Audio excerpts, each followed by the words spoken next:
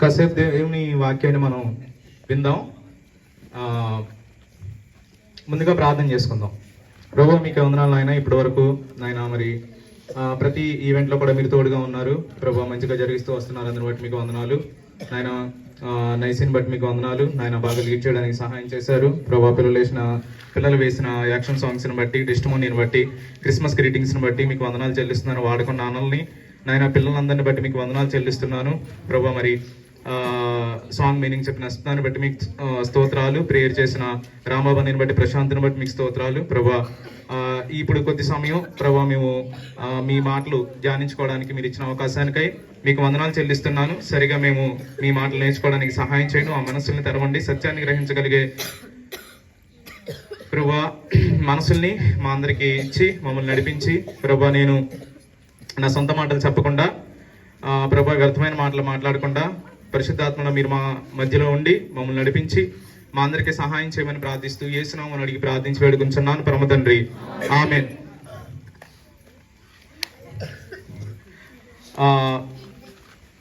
దీని కనపడట్లేదు, లైటింగ్ అంతా మనకే పెట్టుకున్నాం. ఆయన పేరేంటి? Doctor BR Ambedkar.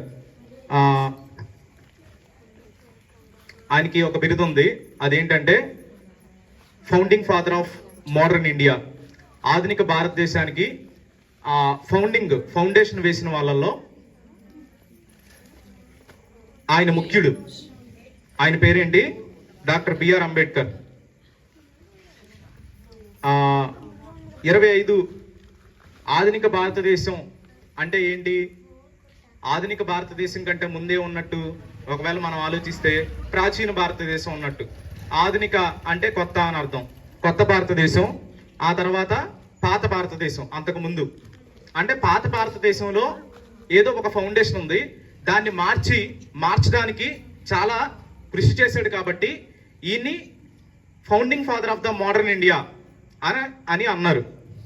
ఇప్పుడు 25 డిసెంబర్ మనకు వచ్చిందంటే మనకి గుర్తుకొచ్చే మొట్టమొదటి అంశం ఏంటి? మనందరికి ఎవరికైనా సరే క్రిస్మస్. మనకే కాదు, క్రిస్టియన్స్కే కాదు, నాన్ క్రిస్టియన్స్కైనా సరే, హిందూస్కైనా, ముస్లిమ్స్కైనా, బుద్ధిస్టులకైనా, జైన్లకైనా, ఎవరికైనా సరే డిసెంబర్ 25 వచ్చింది అని అంటే కనుక ఖచ్చితంగా నోటెడ్ అయిపోయింది ఒకటి ఉంది. ఏంటది? క్రిస్మస్.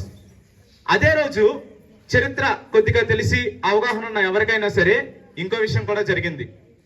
ఏంటి అనంటే, బాగా చదువుకుని మనం కొనియాడుతున్న ఈ వ్యక్తి, మనం ఎంతో గౌరవించే ఈ వ్యక్తి, ఏ వ్యక్తి?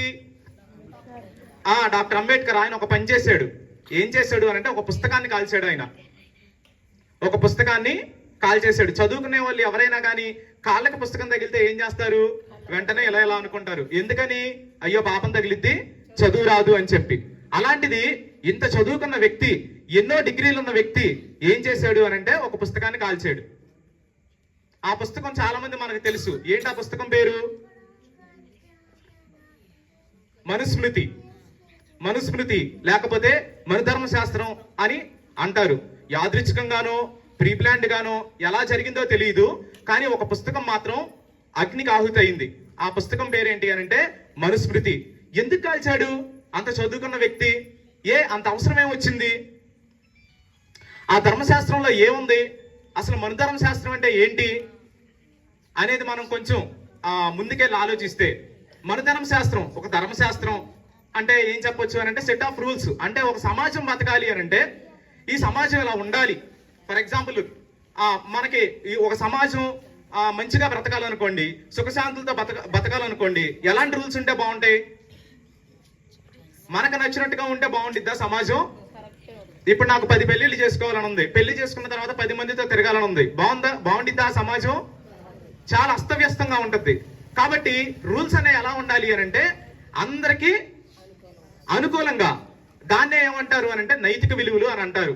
నైతిక విలువలను బట్టి ఒక న్యాయ చట్టం రూపొందిద్ది. అయితే మనుధర్మ శాస్త్రంలో కూడా కొన్ని రూల్స్ ఉన్నాయి, సెట్ ఆఫ్ రూల్స్ ఉన్నాయి. అందులో కూడా చట్టం ఉంది. అది ఎలాంటి చట్టం అని అంటే 4 తరగతులుగా విడగొట్టేశారు. దేన్ని?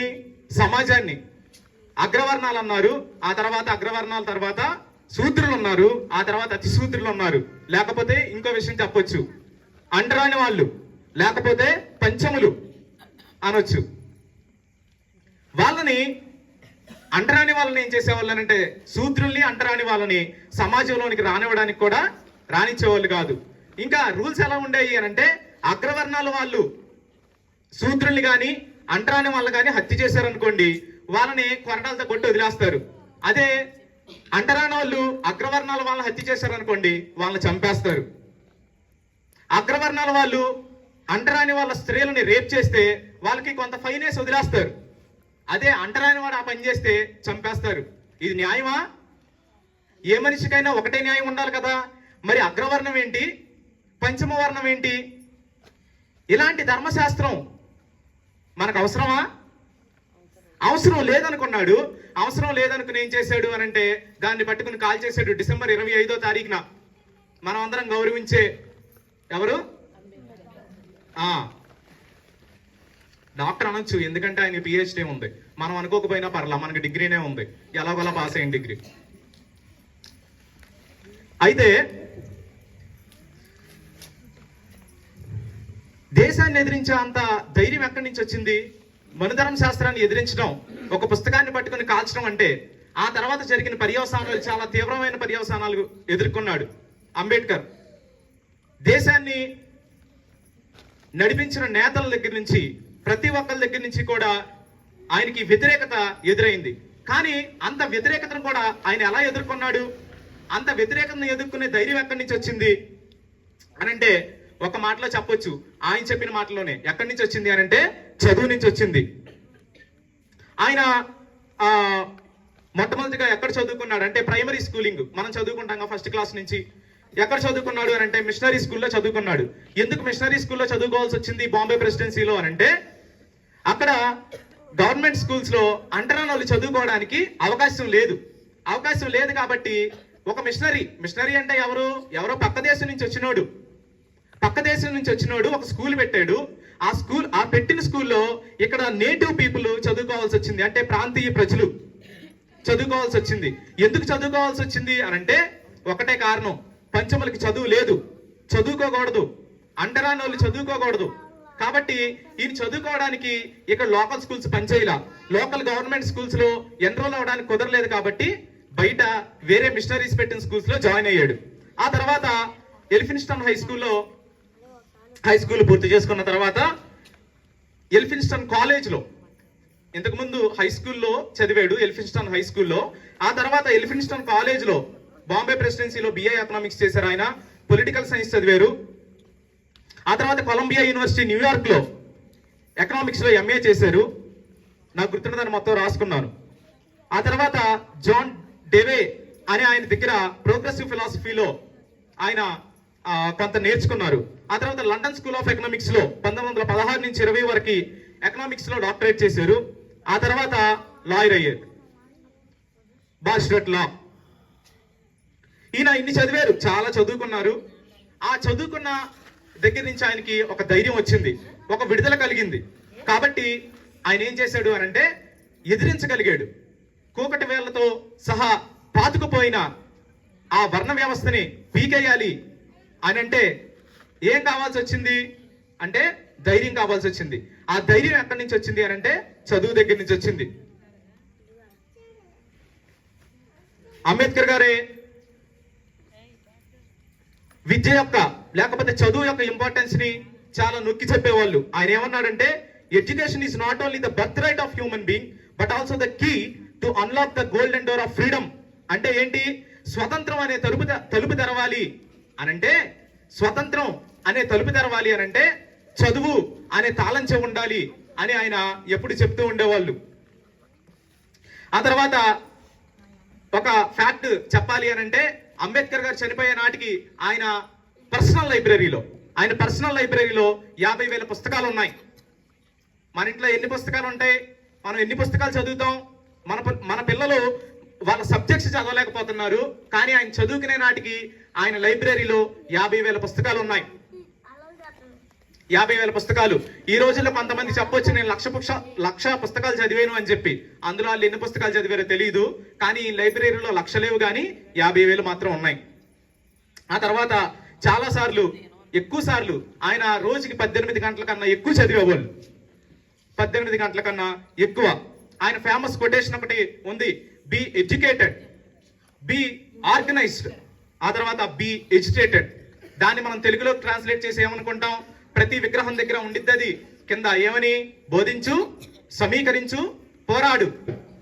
అంటే ఎడ్యుకేట్ అవ్వండి, ఆ తర్వాత ఎడ్యుకేట్ అవ్వండి, ఆ తర్వాత ఆర్గనైజ్ అవ్వండి, పోరాటం నేర్చుకోండి అని చెప్పింది ఎవరు?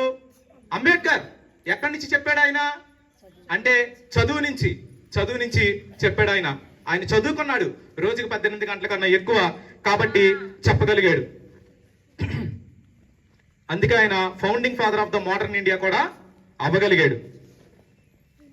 అయితే అంటరాన్నాడు కదా, మరి ఎలా చదువుకోగలిగే ఆ ఎన్విరాన్మెంట్ లేదు కదా, మరి ఎలా క్రియేట్ అయ్యింది అని అంటే, బయట నుంచి వచ్చిన క్రైస్తవ మిషనరీలు ఏం చేశారు?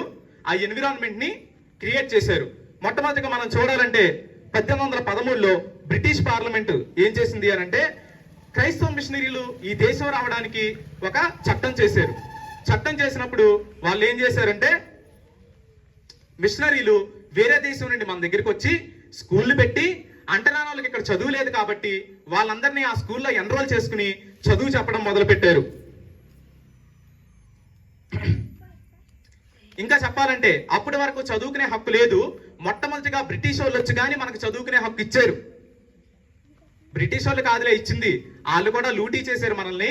కానీ బ్రిటిష్ వాళ్ళతో పాటే ఉన్న క్రైస్తవ మిషనరీలు ఏం చేశారు అని అంటే, అందరూ చదువుకోవాలి అని చెప్పి అలాంటి యాక్ట్స్ రావడానికి, అలాంటి చట్టాలు రావడానికి కృషి చేశారు. ఆ తర్వాత మెకాలే మింక్ ఆన్ ఎడ్యుకేషన్ 1835లో థామస్ బాబింగ్టన్ మెకాలే అని ఆయన ఏం చేశాడు అని అంటే, ఇంగ్లీష్ ఎడ్యుకేషన్ రావాలి, ఇంగ్లీష్ ఎడ్యుకేషన్ వస్తే కనుక వెస్ట్రన్ ఫిలాసఫీకి వీళ్ళు ప్రొజెక్ట్ అవుతారు కాబట్టి ఇంకా బాగా నేర్చుకోవడానికి, లోక జ్ఞానం తెలుసుకోవడానికి, గ్లోబలైజేషన్ లో వీళ్ళు కూడా ఇంక్లూడ్ అవ్వడానికి, ఎవరు అప్రెస్డ్ క్లాసెస్ ఎవరైతే ఉన్నారో వీళ్ళు కూడా ఇంక్లూడ్ అవ్వడానికి అవకాశం ఉండిద్ది కాబట్టి ఇంగ్లీష్ ఎడ్యుకేషన్ రావాలి అని మెకాలే అనే ఆయన ఇంకో చట్టం చేసుకొచ్చాడు. 1854లో వుడ్స్ డిస్పాచ్ అనే చట్టం జరిగింది. 1818లో మొట్టమొదటి మోడర్న్ డిగ్రీ కాలేజ్ ఎవరు పెట్టారో తెలుసా? మనందరికీ తెలిసిన విలియం కేరీ సెరంపూర్ యూనివర్సిటీ పెట్టాడు. వెస్ట్ బెంగాల్లో సెరంపూర్ యూనివర్సిటీ పెట్టాడు. ఎవరు? William Carey. విలియం కేరీ మన దేశం వాడు కాదు, కానీ మన కోసం కాలేజ్ పెట్టాడు. మొట్టమొదటి కాలేజ్ ఇండియాలో ఉన్న ప్రతి గవర్నమెంట్ కాలేజ్ అందులో ఉన్న మోడల్ని తీసుకుంది. తర్వాత స్కాటిష్ మిషనరీస్ ఏం చేశారు అని అంటే, అలెగ్జాండర్ డఫ్ అని ఆయన 1830 నుంచి 40 వరకు ఇంగ్లీష్ మీడియం స్కూల్స్ తీసుకొచ్చాడు. ఇంగ్లీష్ మీడియం స్కూల్స్ తీసుకొచ్చి సైన్స్, ఫిలాసఫీ, ఎథిక్స్ సబ్జెక్ట్స్ ని మనకి ఇంట్రడ్యూస్ చేశాడు. ఆ తర్వాత ఓపెన్ అడ్మిషన్స్ పెట్టాడు. ఇది ఇండియాలోనే అతిపెద్ద మూమెంట్. అంటే అప్పటి వరకు చాలా మంది వచ్చి చదువుకునే అవకాశం లేదు, కానీ ఎస్సీ, ఎస్టీ, బీసీస్ వీళ్ళందరూ వచ్చి చదువుకోవడానికి ఒక అవకాశం కలిగింది. ఇప్పటి వరకు మనం ఏం చూస్తున్నాం అంటే, మన సమాజాన్ని కొంచెం అర్థం చేసుకోవడానికి ప్రయత్నం చేస్తున్నాం. మన సమాజం ఇంతకుముందు ఎలా ఉండేది, అంబేద్కర్ ముందు ఎలా ఉంది, అంబేద్కర్ ఎలా ఆ ధైర్యాన్ని పుణికిపుచ్చుకున్నాడు, అంబేద్కర్ ఆ ఎడ్యుకేషన్ ధైర్యం రావడానికి మిషనరీస్ చేసిన కృషి ఏంటో మనం చూస్తూ వచ్చాం. ఎనైలేషన్ ఆఫ్ కాస్ట్ అనే తన బుక్ లో అంబేద్కర్ ఇలా అంటారు, the uplift of the depressed classes depends upon education. అంటే అప్రెస్డ్ క్లాస్ ఎవరున్నారో వాళ్ళు అప్లిఫ్ట్ అవ్వాలి అని అంటే అది చదువు ద్వారా మాత్రమే సాధ్యం అని నొక్కి వక్కా నుంచి చెప్పిన వ్యక్తి ఎవరు అని అంటే అంబేద్కర్. వెయిటింగ్ ఫర్ వీసా అనే తన బుక్ లో ఆయన ఇలా అన్నారు, I knew that I was untouchable, I was not allowed to drink water. అంటే నేను అంటరాని వాడిని నాకు తెలుసు, ఎందుకంటే నన్ను మంచినీళ్ళు తాగడానికి ఎలా చేయలేదు. స్కూల్లోనే కాదు సుమా, ఆయన అంత చదువుకుని వచ్చిన తర్వాత ఉద్యోగం చేసే దగ్గర అంత చదువు ఉంది కాబట్టి ఆయనకి గౌరవం ఇవ్వలేదు. ఆయన మంచినీళ్ళు తాగుతానంటే వేరే గ్లాస్ పెట్టుకోమన్నారు. Oppressed class.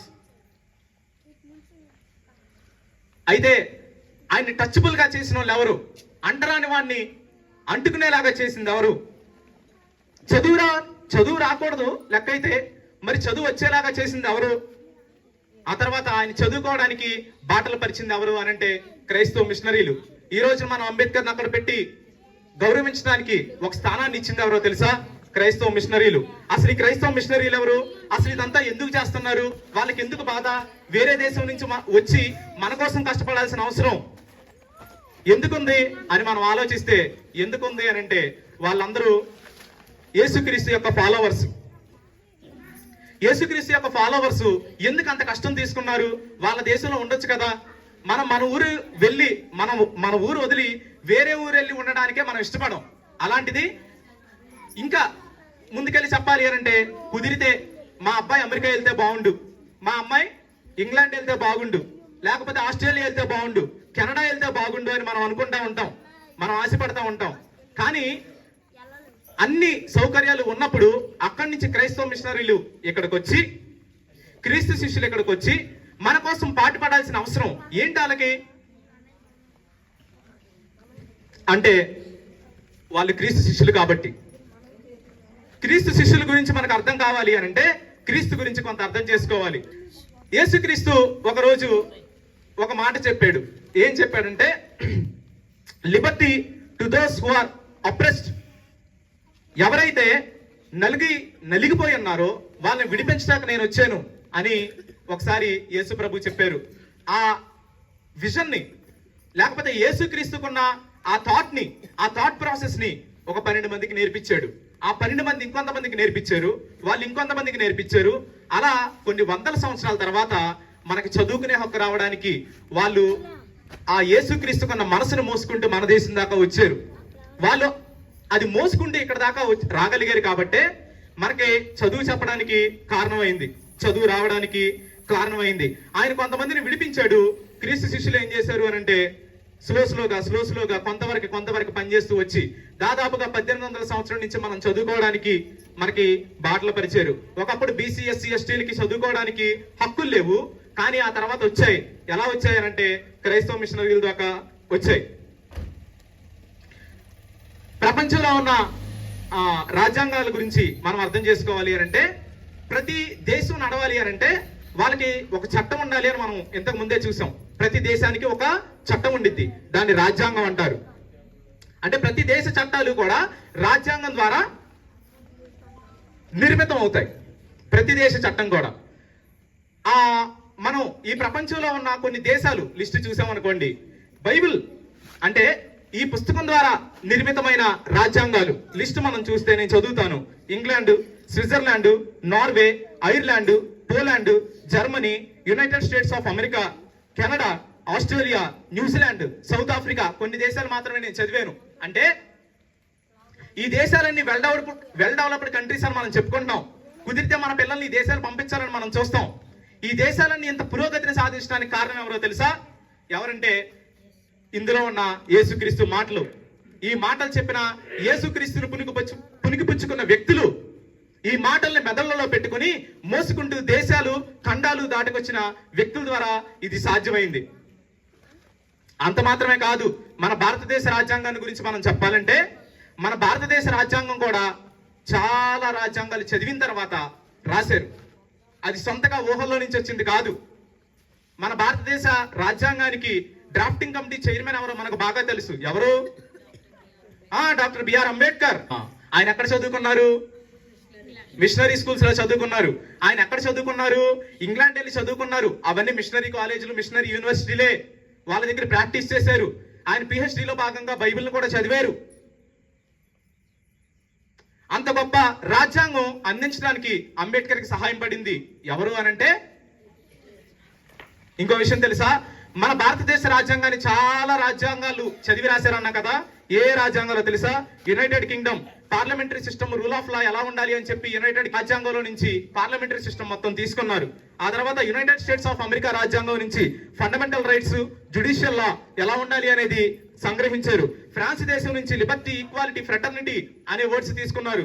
ఇంకా చెప్పుకుంటూ పోతే Ireland, Canada, Australia, Germany, south Africa, Soviet union, Japan, ఈ దేశాలన్నిటికీ రాజ్యాంగాలు చదివి మన రాజ్యాంగం రూపొందించారు. అర్థమవుతుందా? ఇప్పుడు నేను రాజ్యాంగాల గురించి చెప్పడానికి, రాజ్యాంగ నిర్మాతల గురించి చెప్పడానికి అందుకు రాలేదు. కానీ ఇదంతా నేను తీసుకున్నది ఎందుకు అనంటే, అది చెప్పడానికి మీకు చాలా మంది ఉన్నారు. ఆ రాజ్యాంగ నిర్మాత వాళ్ళందరినీ ఇన్ఫ్లుయెన్స్ చేసింది ఏంటి? ఇందులో ఉన్న ప్రిన్సిపల్స్, ఇందులో ఉన్న బోధ, ఈ బోధన మోసుకొచ్చిన వ్యక్తులు వాళ్ళు ఇన్ఫ్లుయెన్స్ చేశారు కాబట్టి ఈ రోజున మనం బతికి బట్ట కట్టాం, బట్టలు కట్టుకుని తిరుగుతున్నాం, స్కూల్కి వెళ్ళి చదువుకుంటున్నాం. ఎవరు? ఎస్సీ ఎస్టీలు మాత్రమే కాదు, ఈ రోజు శూద్రులుగా పిలువబడుతున్న ప్రతి ఒక్కరు, అంటే చౌదరి, కమ్మ, రెడ్డి, ఇంకా బీసీలు, ప్రతి ఒక్కరికి వాళ్ళకి ఎవరికి చదువుకునే హక్కు లేదు ఒకప్పుడు. కానీ చదువుకునే హక్కును కల్పించింది ఎవరో తెలుసా? అంబేద్కర్ అన్నారు ద ఇండియన్, నేను చెప్పట్లేదు ఆయన వేరే రాజ్యాంగాలు చదివి రాశారు అని, ఆయన చెప్పిన మాటలో నుంచే చెప్తున్నాను. ఎవిడెన్స్ల కోసం నేను రాసుకొచ్చాను ఆయన స్పీచ్ లో నుంచి. The Indian constitution has been framed after ransacking all the known constitutions of the world. అంటే ప్రపంచంలో ఉన్న అన్ని రాజ్యాంగాలు చదివిన తర్వాత అందులో ఉన్న మంచిని స్వీకరించాం మేము. ఆ మంచి రాజ్యాంగాలు ఏంటి అని అంటే ఈ ప్రిన్సిపల్స్ ఉన్న రాజ్యాంగాలు. ఈ ప్రిన్సిపల్స్ ఉన్న రాజ్యాంగాన్ని ఇచ్చింది ఎవరు? యేసుక్రీస్తు. యేసుక్రీస్తు ఇన్ని పనులు ఎలా చేయగలిగాడు? ఆయన కనిపిస్తున్నాడా? ఇప్పుడు మన మధ్యలో ఉన్నాడా? మన ఎదురుగా ఉన్నాడా? ఆయన ఉన్నాడా? లేడు. ఎక్కడున్నాడు? లేడు. ఉంటే చూపించాను ఒకసారి. ఆయన లేడు. ఆయన లేకపోయినా పనులన్నీ జరుగుతున్నాయి. ఆయన వచ్చి 2020 సంవత్సరాలు అయింది, కానీ ఆయన నడిపిస్తానే ఉన్నాడు. ఎలా నడిపిస్తున్నాడు? ఆయన మనకు కనిపించకపోయినా ప్రతి రాజ్యాన్ని శాసించేది ఇప్పుడు ఆయనే. ఇన్ఫాక్ట్ మన రాజ్యాన్ని కూడా శాసించేది ఆయనే, భారతదేశాన్ని నడిపించేది కూడా ఆయనే. ఎలా నడిపిస్తున్నాడు అనంటే, భారతదేశం ఫంక్షన్ అవ్వాలి అనంటే ఒక చట్టం కావాలి, ఆ చట్టం తయారవ్వాలంటే ఒక రాజ్యాంగం కావాలి, ఆ రాజ్యాంగాన్ని తయారు చేసింది ఒక విలువలతో, ఆ విలువలు బైబిల్లో ఉన్నాయి, దేవుడిచ్చిన మాటల్లో ఉన్నాయి. ఆ మాటల్లో నుంచే మన రాజ్యాంగం కూడా పుట్టుకొచ్చింది. కాబట్టి మన దేశాన్ని కూడా ఎవరు పరిపాలిస్తున్నట్టు? దేవుడే పరిపాలిస్తున్నట్టు. హెబ్రీ గ్రంథకర్త ఇలా మనకు పరిచయం చేస్తాడు. ఒక ఆయన ఏం చెప్తాడు అని అంటే, యేసుక్రీస్తు కేవలం ఏదో పుట్టాడు, సిలువెక్కాడు, చనిపోయాడు, లేచాడు, ఆ తర్వాత మనకు రక్షణ ఇచ్చాడు, ఇంతవరకు అర్థం చేసుకుందామా? అదేనా యేసుక్రీస్తు అని అంటే? కాదు. ఆయన ఎవరు అనంటే సృష్టికర్త. మొత్తాన్ని సృష్టించింది ఆయనే. ఆ తర్వాత ఆ సృష్టి మొత్తానికి వారసుడు ఎవరు? ఆయనే. సృష్టికర్త ఆయనే, వారసుడు ఆయనే, సమస్తాన్ని నడిపించేది కూడా ఆయనే. సమస్తాన్ని నడిపించేది కూడా ఆయనే. మన దోషాలకి పరిహారం చెల్లించింది ఆయనే. అందరికి పైగా ఉండి పరిపాలించే మహారాజు కూడా ఆయనే. యేసుక్రీస్తు కేవలం సిలువెక్కి 3 మేకులు తీసుకోలేక చనిపోయి, సిలువు దిగేసి, లేకపోతే ఒక పాకలో పుట్టేసి పసిబాలుడిగా వచ్చేసి చల్లగాలికి తట్టుకోలేక, ఇవన్నీ కరెక్టే. కానీ అంతకన్నా మించి ఆయన ఏంటి అనంటే ఆయన రాజు. అంతకన్నా మించి ఏంటి అనంటే మనం చూసే ప్రతి ఒక్కటి సృష్టించింది ఆయనే. అంతకన్నా మించి ఏంటి అనంటే ప్రతి రాజ్యాన్ని శాసిస్తున్న శాసనకర్త కూడా ఆయనే. అది ఎలా నడవాలి అనేది కూడా ఆయనే శాసించాడు. ఒక విషయం చెప్పనా, ఆయనకి రాజ్యం ఉంది. దేశం అంటే మట్టి కాదోయ్, దేశం అంటే మనుషులోయ్. దేశంలో మనుషులు ఉండాలి. మనుషులుంటేనే దాన్ని దేశం అంటారు. మనుషులు లేని దాన్ని ఏమంటారు? శ్మశానం అంటారు, అరణ్యం అంటారు, అడవి అంటారు, ఎడారి అంటారు, సముద్రం అంటారు, చెరువు అంటారు, నది అంటారు, ఏదైనా అంటారు. కానీ మనుషులుండే ప్రాంతాన్ని మాత్రమే ఒక గ్రామమో పట్టణమో ఇంకేదో అంటారు. ఇప్పుడు రాజ్యం అంటే కూడా ఏంటి? ఏదో దేవుడు అక్కడ ఉన్నాడు, మొత్తం సృష్టించుకున్నాడు, మొత్తం సృష్టించుకుని అలా చూస్తూ ఆనందపడిపోతూ ఉండడం కాదు. ఆయన మనుషుల్ని చేశాడు. మనుషులున్నదే రాజ్యం. రాజ్యం అంటే మట్టి కాదు, రాజ్యం అంటే మనుషులు. ప్రతి రాజ్యానికి ఏముంది? చట్టం ఉంది. ప్రతి రాజ్యాంగానికి ఏముంది? ప్రతి చట్టానికి ఏముంది? రాజ్యాంగం ఉంది. ప్రతి రాజ్యం ఒక చట్టంతో, ఒక రాజ్యాంగంతో నడుస్తూ ఉంది. అయితే యేసుక్రీస్తు రాజు అని చెప్పాం కదా, మరి ఈయనకి చట్టాలు ఉంటాయా అంటే ఉన్నాయి. ఈయనకి రాజ్యాంగం ఉందా అంటే ఉంది. ఈయనకి విలువలు ఉన్నాయా అంటే ఉన్నాయి. ఈయనకి కూడా విలువలు ఉన్నాయి. మరి ఈయన కింద ఈయన విలువలను పాటించే వ్యక్తులు ఉన్నారా అని అంటే ఉన్నాం మనందరం. ఇంకా చాలా మంది ఉన్నారు. ఒక విషయం చెప్పనా, ఇప్పుడు ప్రపంచ జనాభా 800 కోట్లు దాటిపోయింది. ఒక 30% మంది క్రిస్టియన్స్ అని చెప్తారు, అంటే క్రైస్తవులు. 30% మంది అంటే ఎలా అనుకుందాం, 10% అంటే 80 కోట్లు, 30% అంటే 240 కోట్లు దాదాపుగా. అంటే 800 కోట్ల మందిలో ఈ రోజు క్రిస్మస్ జరుపుకునేది ఎన్ని కోట్ల మందో తెలుసా? 240 కోట్ల మంది డైరెక్ట్ గా జరుపుకుంటున్నారు. ఇండైరెక్ట్ గా ఇంకెంతో మంది జరుపుకుంటున్నారు. ఇంకో ఎన్నో వందల కోట్ల మంది క్రిస్మస్ జరుపుకుంటున్నారు. ఇంకో విషయం చెప్పనా, యేసుక్రీస్తు పుట్టినప్పటి నుంచి అంటే క్రీస్తు శకం 1 ఆ సంవత్సరం నుంచి క్రీస్తు శకం 2025 అంటే ఈ సంవత్సరం వరకు దాదాపుగా ఎంతమంది ఆయన రాజ్యంలో ఉండుంటారో మీరు గెస్ చేయగలరా? పండితులు ఇచ్చిన అంచనా ఏంటంటే దాదాపుగా 600 నుంచి 800 కోట్ల మంది ఆయన రాజ్యానికి వారసులుగా, ఆయన రాజ్యంలో సభ్యులుగా, ఆయన రాజ్యంలో పౌరులుగా ఉన్నారు. ఆయన రాజ్యంలో పౌరులుగా ఎన్ని వందల కోట్ల మంది ఉన్నారు అని అంటే దాదాపుగా 600 నుంచి 800 కోట్ల మంది. ఇప్పుడు ఎట్ ప్రెసెంట్ ప్రపంచంలో 800 కోట్ల మంది ఉంటే 240 కోట్ల మంది ఆయన రాజ్యంలోనే ఉన్నారు. ఆయన కనబడకపోవచ్చు మనకి, ఆయన మనతో డైరెక్ట్ గా వచ్చి మాట్లాడకపోవచ్చు, కానీ ఆయన పైనుండి మొత్తం నడిపిస్తానే ఉన్నాడు. 240 కోట్ల మందిని నడిపిస్తున్నాడు అని అంటే మరి ఊరికి అన్ని దేశాలకి అన్ని రాజ్యాంగాలు వచ్చేసినాయి అనుకుంటున్నారా? ఈ బిబ్లికల్ ప్రిన్సిపల్స్ నుంచి ఆయన ఎంతమంది వ్యక్తుల్ని ఆయన రాజ్యంలోకి ఆకర్షించాడో చూడండి. ఎంతమంది వ్యక్తులు ఆయన రాజ్యంలో ఉన్నారో చూడండి. ఎంతమంది బలగం ఆయనకు ఉందో చూడండి. ఈయన సామ్రాజ్యం ఏ సామ్రాజ్యంకైనా కానీ పెద్దది. మనకి చరిత్రలో తెలిసిన చాలా సామ్రాజ్యాలు ఉన్నాయి. మొట్టమొదటిగా నాగరికత అంటే సివిలైజేషన్ స్టార్ట్ అయినప్పుడు మనం పుస్తకాల్లో చదువుకునే మొట్టమొదటి సివిలైజేషన్ ఏంటి అని అంటే నైలు నది పక్కన ఉన్న ఈజిప్ట్ నాగరికత. ఈజిప్ట్ నాగరికత మొదలుకొని ఆ తర్వాత బాబిలోనియా నాగరికత వచ్చింది, ఆ తర్వాత గ్రీకు సామ్రాజ్యం వచ్చింది, ఆ తర్వాత రోమా సామ్రాజ్యం వచ్చింది, ఆ తర్వాత బ్రిటిష్ సామ్రాజ్యం వచ్చింది. ఒకవేళ మన భారతదేశాన్ని మనం చూసుకున్నట్లయితే భారతదేశంలో మౌర్య సామ్రాజ్యం వచ్చింది, లేకపోతే గుప్త సామ్రాజ్యం వచ్చింది. ఎన్ని సామ్రాజ్యాలు వచ్చినా ఎంతమంది వ్యక్తులున్నా ఆ వ్యక్తులు ఎవ్వరూ గుర్తులేరు, కానీ ఈ ఒక్క వ్యక్తి మాత్రం గుర్తున్నాడు.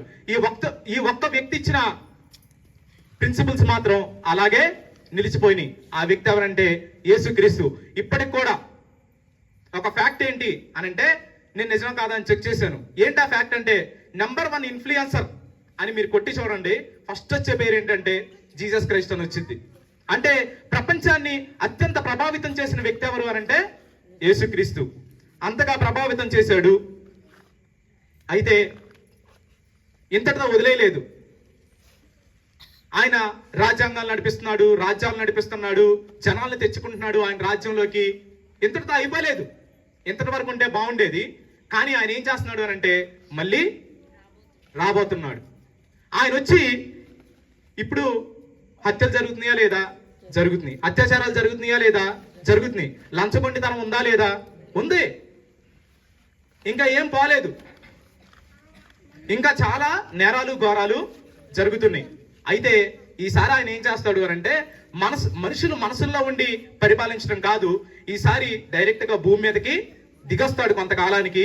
అప్పుడు ఈ తప్పులు చేసి నేరాలు ఘోరాలు చేసే వాళ్ళందరిని ఏం చేస్తాడు అని అంటే ఒక చోట పెడతాడు. ఆయన రాజ్యంలో ఉన్న వ్యక్తుల్ని మాత్రం ఏం చేస్తాడు అని అంటే ఇంకో చోట పెడతాడు. ఇక అప్పుడు ఈ హత్యలు నేరాలు ఘోరాలు ఏది ఉండవు. ఇక అంతా సంతోషమే. అయితే ఆయన రాజ్యంలోకి ఎవరు పడితే వాళ్ళు వెళ్ళలేరు. మనం భారతదేశ పౌరులం కావాలి అని అంటే మనకు ఒక గుర్తింపు ఉండాలి. ఏంటి ఆ గుర్తింపు? ఫర్ ఎగ్జాంపుల్ ఆధార్ కార్డు అనుకుందాం. మనకు ఆధార్ కార్డు ఉండాలి. ఆధార్ కార్డు లేదనుకోండి, లేకపోతే ఓటర్ ఐడి లేదు, లేకపోతే రేషన్ కార్డులో మనం ఎక్కలా, మనకేంటి గుర్తింపు? ఈ దేశ పౌరులు అనడానికి. ఎలా అనుకోండి, వేరే దేశం వెళ్ళారనుకోండి, వెళ్ళే ముందు మనకి ఒక గుర్తింపు ఇస్తారు, వీసా అంటారు దాన్ని. అది లేకుండా మీరు వెళ్ళారనుకోండి, ఏమంటారు అని అంటే అక్రమ చొరబాటుదారులు అని చెప్పి మనల్ని అరెస్ట్ చేసి, ఒకవేళ నేనే వెళ్ళాను అనుకోండి, వీసా లేకుండా వేరే దేశం వెళ్ళిపోయా ఫ్లైట్ ఎక్కేసి, అసలు ముందే ఆపేస్తారు. ఒకవేళ ఎలాగోలా వెళ్ళారు అనుకోండి అడ్డదారులు గుండా, ఏమైంది అని అంటే అక్రమ చొరబాటుదారుడు ఇన్ని పట్టుకుని అరెస్ట్ చేయండి అని అరెస్ట్ చేసి లోపలేస్తాడు. ఏ రాజ్యంలో మనం ఉండాలన్నా, ఏ దేశానికి మనం వెళ్ళాలన్నా కానీ ఒక రూల్ ఉంటుంది, దానికి ఒక గుర్తింపు ఉంటుంది. గుర్తింపు లేకుండా మనం ఏ దేశం పడితే ఆ దేశం వెళ్ళలేం.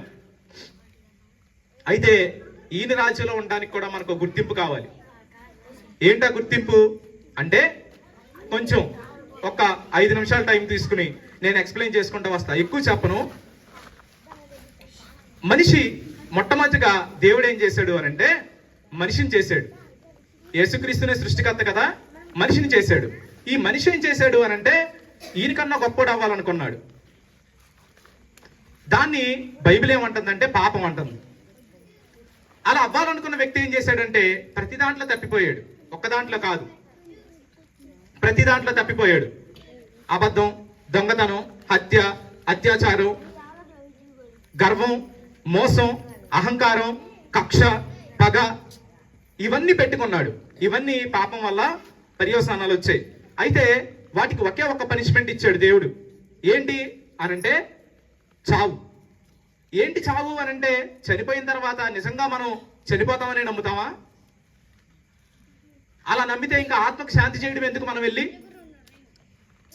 అలా అనుకుంటే మనం ఇస్తరాకులో మనకు నచ్చిన వాళ్ళకి అన్ని పెట్టడం ఎందుకు? మనం నమ్మట్లా. చనిపోవడం అంటే మనం ఏమనుకుంటున్నామంటే ఇక్కడ మనతో పాటు ఉండకుండా వేరే దగ్గరికి వెళ్తున్నారు వాళ్ళు అని దాదాపుగా మనందరం నమ్మేదే. అవునా కాదా? మనందరం నమ్మేదే. అయితే ఆ చనిపోయిన వ్యక్తులు అయితే దేవునితో ఉంటారు, లేకపోతే దేవుడు లేని స్థలంలో ఉంటారు. దేవుడు ఉన్న స్థలం సంతోషం, దేవుడు లేని స్థలం దుఃఖం. ఈ రాజు ఉన్న స్థలం సంతోషం. ఈ రాజు లేనప్పుడు ఇంతకు ముందు ఎలా ఉందో, ఈ రాజు చనిపోయిన తర్వాత మనం ఆ రాజుతో లేకపోతే అలాగే ఉండిద్ది. అదే దుఃఖంలో మనం కొనసాగుతూ ఉంటాం. కాబట్టి ఈ రాజు ఏం చేశాడు అనంటే ఒక పని చేశాడు. ఏం చేశాడు అనంటే మనకి రావాల్సిన శిక్ష అంతా ఆయన మీదే వేసుకున్నాడు. అందుకోసం ఈ భూలోకానికి వచ్చాడు, మన శిక్షను భరించాడు. ఎవరైతే యేసుక్రీస్తు నా కోసం ఈ కార్యాన్ని చేశాడని నమ్ముతారో వాళ్ళని ఫ్రీగా, ఉచితంగా, ఏ డబ్బులు లేకుండా ఆయన రాజ్యంలోకి తీసుకెళ్ళడానికి ఒప్పుకుంటున్నాడు. ఎవరైతే ఆయన నా కోసం పుట్టాడు, ఆయన నా కోసం మరణించాడు, ఆయన నా పాపాలు క్షమించాడు, ఆయన నన్ను దేవునితో తిరిగి అనుసంధానం చేయగలడని నమ్ముతారో వాళ్ళని దేవుడు రక్షిస్తాడు. వాళ్ళని దేవుడు తన రాజ్యంలో చేర్చుకుంటాడు. మోకరిద్దాం, ప్రార్థన చేద్దాం. మా ప్రార్థన చేసుకునే ముందు ఒక్కసారి మనం సమ్మరైజ్ చేసుకుందాం మనం చెప్పిన విషయాల్ని. యేసుక్రీస్తు లేకముందు, యేసుక్రీస్తు విలువలు లేకముందు మన దేశం నిప్పుల కుంపట్లా ఉంది. మనకి చదువులు లేవు, మనకి వేసుకోవడానికి ఇన్ని బట్టలు లేవు, మనకి తిండి లేదు, మనకి సొంత పొలాలు లేవు ఒకప్పుడు. అలాంటి స్థాయిలో నుంచి ఇలాంటి స్థాయిలోకి మనం రావడానికి కారణం ఎవరు అనంటే బైబిల్ పట్టుకుని, బైబిల్ విలువలను పట్టుకొని, బైబిల్ విలువల్ని చాటుకుంటూ వేరే దేశం నుండి వచ్చిన మిషనరీ. ఇప్పటికి కూడా మనల్ని లూటీ చేస్తూనే ఉన్నారు కొంతమంది. అయినా కానీ పర్లేదు, ప్రతిదీ చక్కబెట్టడానికి దేవుడే రాబోతున్నాడు, యేసుక్రీస్తే రాబోతున్నాడు. ఆయన శిలువ మీద ప్రాయశ్చిత్తం చేసి చనిపోయిన గొర్రెపిల్ల మాత్రమే కాదు, చెడునంతా సంహరించి ఒక మంచి రాజ్యాన్ని స్థాపించబోయే రాజు కూడా. ఆయనే మళ్ళీ రాబోతున్నాడు. యేసుక్రీస్తుకి వ్యతిరేకంగా ఉన్న వాళ్ళందరినీ కూడా, యేసుక్రీస్తుకి వ్యతిరేకం అంటే వేరే ఏం కాదు, ఇలాంటి విలువలు వాళ్ళకి నచ్చవు. యేసుక్రీస్తు చెప్పిన విలువలు నచ్చక వాళ్ళు ఏం చేస్తారంటే వేరే రాజ్యం కోరుకుంటారు. అలాంటి వాళ్ళందరినీ ఆ రాజ్యంలోకి పంపిస్తాడు.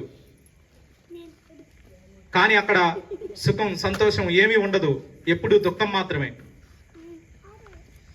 ఆయన ఉన్న దగ్గర ఎప్పుడు సంతోషం, ఆనందం. ఏ రాజు కావాలో కోరుకునే హక్కు మనకు ఉంది, దేవుడు మనకి ఇచ్చాడు. ఈరోజు మనం ఆ రాజు మనం కావాలనుకుంటే, ఈ రాజుకున్న రాజ్యాంగం మనకు నచ్చితే, ఈయన మన కోసం చేసిన ప్రాయశ్చిత్తాన్ని స్వీకరించగలిగితే ఆయన రాజ్యంలో ఉన్న కోటాను కోట్ల మంది జనంతో పాటు మనం కూడా ఉంటాం. ఈ రాజు మీకు కావాలనుకుంటే, ఈయన చేసిన ప్రాయశ్చిత్తం మీరు అంగీకరించాలనుకుంటే నాతో కలిసి మౌనంగా ప్రార్థన చేయండి. యేసు ప్రభు మీకే వందనాలు. మీరు పసిపాలుడు, శిలువ మీద బలి అయిన గొర్రెపిల్ల మాత్రమే కాదు, అది చాలా మహత్తరమైన కార్యం.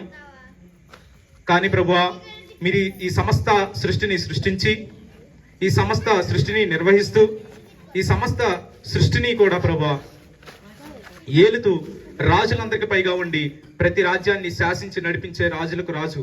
అందుని బట్టి మీకు వందనాలు ప్రభువా. మా కోసం ఈ భూమికి వచ్చి మా కోసం ప్రాయశ్చిత్తం చేసి ప్రభువా, మేము తండ్రితో కలిసి ఉండాలని మమ్మల్ని తండ్రితో అనుసంధానం చేయడానికి వచ్చినందుకే మీకు వందనాలు ప్రభువా. మేము మీరు చేసిన ప్రాయశ్చిత్తాన్ని అంగీకరిస్తున్నాం ప్రభువా. మీరు చాటిన విలువల్ని మేము అంగీకరిస్తున్నాం ప్రభువా. మాకు నిజమైన విలువల్ని నేర్పించినందుకే మీకు స్తోత్రాలు నాయన. నిజమైన క్రిస్మస్ జరుపుకోగలిగే అవకాశాన్ని మాకు ఇచ్చినందుకే మీకు వందనాలు నాయన. మీ రాజ్యంలో మమ్మల్ని కూడా ఉంచండి ప్రభువా. మీ రాజ్యపు విలువలతో బ్రతికేలాగా సహాయం చేయండి. యేసు నామములో అడిగి ప్రార్థించి వేడుకుంటున్నాను పరమ తండ్రి, ఆమేన్.